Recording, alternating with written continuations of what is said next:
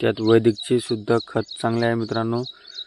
वैदिकचे खत सुद्धा आपल्याला या पिरियडमध्ये टाकले तर रिझल्ट चांगला आहे मित्रांनो। बघू शकता पानावरती कुठलेही अजून आतापर्यंत कीड आलेली नाही। राहिला विषय सड या रोगाचा, तर मित्रांनो ही एक बुरशी आहे मित्रांनो, आणि ही कशामुळे वाढती ती म्हणजे ही ड्रिचिंग।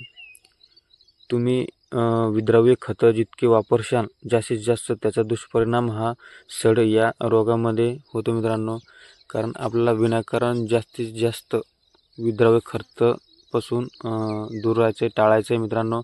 कारण काही शेतकरी मी कोणत्याही खताचं नाव घेत नाही, पण विद्राव्य खत हे रेग्युलरी आठवड्यातून दुसऱ्या किंवा तिसऱ्या दिवसाला ड्रिचिंग करतात मित्रांनो। पण आपल्याला शक्यतो ते टाळायचं आहे आणि मिश्र खताचा वापर करायचा आहे। जय शिवराय मित्रांनो आज सकाळी रानामध्ये आलेलो आहे। तुम्ही बघू शकता अद्रक आपली चांगल्या प्रकारे उगलेली आहे मित्रांनो। आणि आता इथून पुढचं जे नियोजन आहे आणि याच्या पाठीमागच्या काय चुका शेतकरी करतात, यानंतर आपल्याला नियोजन कसं करायचं आहे, पूर्ण शेवटपर्यंत व्हिडिओ बघितल्यानंतर तुम्हाला नक्कीच या व्हिडिओमध्ये फायदा मिळणार आहे मित्रांनो। कारण लागवडीपासून तर उगवणीपर्यंत आपल्याला कोणती चूक करायची नाही। आणि आता इथून पुढचं खत व्यवस्थापन असेल किंवा फवारणी असेल किंवा ड्रिचिंग असेल, काही शेतकरी चुकीची ड्रिचिंग करतात मित्रांनो, त्यामुळे आपल्या पिकामध्ये सड लागते मित्रांनो। आणि एकदा जर सड लागली तर पूर्ण प्लॉट हा नास्ते नाबूद होतो मित्रांनो। त्यामुळे आपल्याला पहिले चॅनलला सबस्क्राईब करायचं आहे आणि बेल आयकॉनच्या घंटीला सुद्धा प्रेस करायचा आहे। व्हिडिओ लाईक करा, शेअर करा, कमेंट करा आणि शक्यतो व्हिडिओ शेवटपर्यंत बघा मित्रांनो। अद्रक पिकावरती सड लागण्याचे दोन महत्त्वाचे कारणे ते आधी समजून घेऊ मित्रांनो।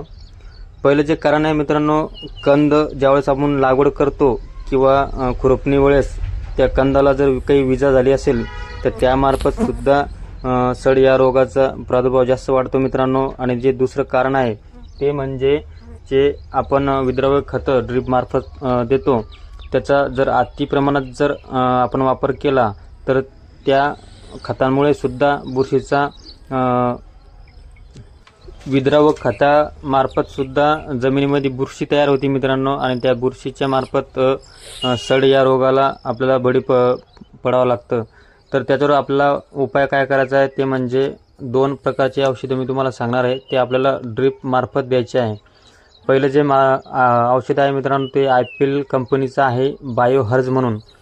तर हे औषध मित्रांनो सूक्ष्मजीवाणू असून जैविक प्रकारचं बुरशीनाशक आहे आणि पिकाच्या मूळ आणि कंद यावर येणारे बुरशीजन्य जे आजार आहे मित्रांनो ते नष्ट करण्यासाठी या बुरशीचा वापर केला जातो।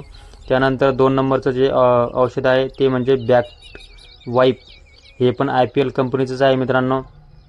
हे सुद्धा जैविक आहे आणि बुरशीनाशक तसेच पीक वाढीसाठी सुद्धा आपल्याला या औषधाचा फायदा होतो। आणि रोग, नार, मुळकूज, करपा आणि फळ व पानावरील काळे डाग या रोगांना सुद्धा या औषधाचा रिझल्ट चांगला आहे मित्रांनो।